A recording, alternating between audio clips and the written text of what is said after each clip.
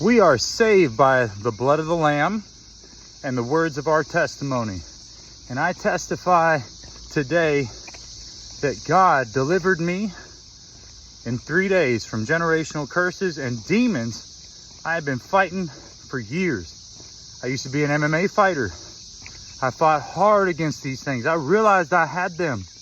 Addiction, lust. Over the years, I was winning, but I wasn't enough. Not without him to beat them all the way down.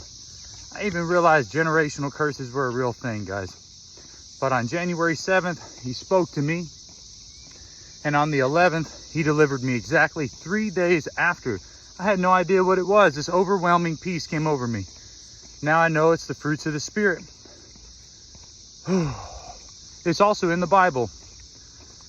In John chapter 2, verse 19 through 22. I had no idea. I just stumbled onto it when I was listening to a deliverance book. Right after he got done flipping the tables, the Jewish people, the Jews, the Pharisees, came up to him and he was like, destroy this temple and I'll rebuild it in 3 days. They didn't understand what he was meaning. They said, it took us 46 years to build this temple. What are you talking about? Then John wrote that he knew exactly what he was talking about because he'd already died when he wrote the Gospel of John. He said he was talking about the temple, the human body.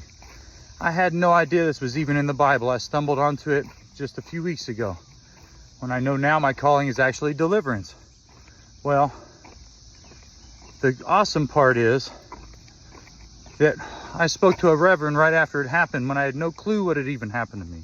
And she said, what happened to Saul when he got turned into the Apostle Paul is exactly what happened to you. And she went as far to say that what happened to you happened to George Foreman in the movie Big George Foreman. Go watch it. It's a great movie.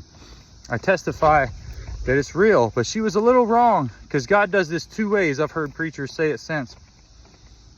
He just sometimes smacks people that are non-believers. George Foreman wasn't chasing after God. He just smacked him with it after he said a prayer for his niece that was dying. Then he dropped dead instead of her after his last fight.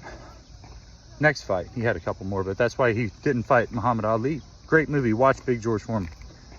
And then he does it another way. People who are diligently seeking after him, they eventually, bam, they get the fruits of the Spirit.